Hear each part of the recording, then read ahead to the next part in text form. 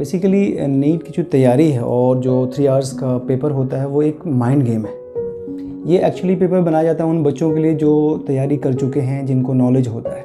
उस नॉलेज में NEET presence of mind और किस तरह से डिसीजन लेते हैं बच्चे वो डिटेक्ट करते हैं। तो चूँकि मैं एक केमिस्ट्री फैकल्टी हूँ और करीब 14 ईयर से मैं इस फील्ड में वर्क कर रहा हूँ, तो मेरा एक्सपीरियंस ये है कि बच्चे जब पेपर देने के लिए जाते हैं तो उनकी क्या स्ट्रेटजी होनी चाहिए और वो 3 आवर्स में अपने आप को किस तरह से बैलेंस करते हैं, ये बहुत बड़ा फैक्टर होता है। क्योंकि ऑब्वियस सी बात है वही बच्चे क्वालिफाई करेंगे जो पढ़ेंगे। लेकिन प्रॉब्लम ये होती है कि बहुत सारे बच्चे ऐसे हैं जो बहुत अच्छी स्टडी करने के बाद भी उस 3 आवर्स में परफॉर्मेंस नहीं दे पाते हैं। उसकी वजह ये है एंग्जाइटी, टेंशन, परेशानी। तो देखिए, उसको ओवरकम करने के लिए हमारा जो सजेशन होता है बच्चों को वो ये होता है कि आप क्या करो, फर्स्ट राउंड, कई 3 राउंड्स में आप पेपर करिए। फर्स्ट राउंड में जो स्ट्रेटजी होती है नीट की कि वो 20 से 25%, कभी कभी 30% क्वेश्चन बहुत ही बेसिक डालते हैं जो सारे बच्चों से हो जाएंगे। तो प्लानिंग ये होनी चाहिए कि पहले आप जिस सब्जेक्ट को आप शुरू करो, अदर केमिस्ट्री हो या फिजिक्स हो या बायो हो, पहले आप उनमें से वो जो 25 से 30% क्वेश्चन है उसको टेकअप कर लो, उठा लो। फिर आप दूसरे चैप्टर पे जाओ, केमिस्ट्री पे जाओ, फिर फिजिक्स पे जाओ। ऐसा नहीं है कि हम पूरे पहले बायोलॉजी को करेंगे 90 क्वेश्चन, फिर केमिस्ट्री पे आएंगे, फिर फिजिक्स पे आएंगे। इसका डिमेरिट ये है कि 5% क्वेश्चन ऐसे होते हैं जिसको हम बाउंसर नाम देते हैं। वो मुश्किल होता है और बच्चों को उलझाता है। होगा क्या कि जब बच्चे उसको सॉल्व करेंगे, उस 5% क्वेश्चन के पास आएंगे तो वो टेंशन में आते हैं। टेंशन में आते हैं तो उनके सारे न्यूरॉन्स जाम हो जाएंगे और मुश्किल में आ जाएगा।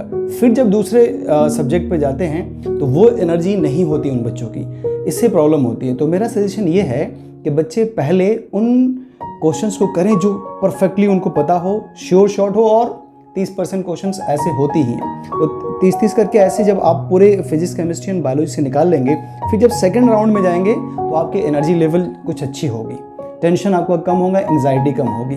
फिर परफॉर्मेंस में देखेंगे आप कम से कम 10% इंक्रीमेंट होगा नहीं। और ये स्टडी अपनाने से हमने देखा है कि हमारे बच्चों को बहुत ज़्यादा फ़ायदा हो रहा है और उनकी एंग्जाइटी, उनकी टेंशन, उनकी परेशानियाँ कम रहती है और वो 3 आवर्स में अपने आप को पूरी तरह से बैलेंस कर लेते हैं। अगर ऐसा नहीं करते हैं तो जस्ट सपोज करिए, मान लीजिए केमिस्ट्री में ही है, एक ऐसा क्वेश्चन दे दिया जो कैलकुलेशन बहुत ज़्यादा है। अब वो बच्चे लगे रहते हैं उसमें, कैलकुलेशन किया, सॉल्व करने के बाद जब चेक करते हैं कि 4 ऑप्शन में वो ऑप्शन ही नहीं है तो वो टेंशन में आ जाते हैं। टेंशन आने के बाद फिर अगले क्वेश्चन पे जब जाते हैं तो उनको दिक्कतें होने लगती है। फिर वो मीथेन के 4 बॉन्ड भी उनको नहीं दिखते और फिर सारा गेम ख़त्म हो जाता है और वो 3 घंटे का गेम होता ही है। इसीलिए मेरा मशवरा ये है बच्चों को कि पहले आप, चाहे वो बायोलॉजी से शुरू करो, चाहे वो केमिस्ट्री से शुरू करो, चाहे वो फिजिक्स से शुरू करो, पहले आप उन सारे आसान क्वेश्चन को फर्स्ट राउंड में निकाल लो। नहीं, मान लीजिए आपने 30-30 क्वेश्चन कर लिया। कुछ बच्चे होते हैं जो अच्छा परफॉर्म करते हैं, 30-30 क्वेश्चन अगर कर लिया आपने तो 120 क्वेश्चन फर्स्ट राउंड में आपने निकाल लिया। 120 का मतलब हो गया, उनको 4 से आप मल्टीप्लाई कर दीजिए, नहीं तो अच्छा खासा मार्क्स आ गया। फिर जब सेकंड राउंड में जाएंगे तो आपको अच्छा फील होगा, नहीं, वो डोपामिन सेक्रीट होगा। फिर आप डिफिकल्ट क्वेश्चन में भी बहुत अच्छे से लड़ पाओगे और देखना कि आपका परफॉर्मेंस बहुत ही ज़बरदस्त रहेगा। तो ये मेरा सजेशन है बच्चों के लिए। Wish you all the best, आप इसे कैरी करिए।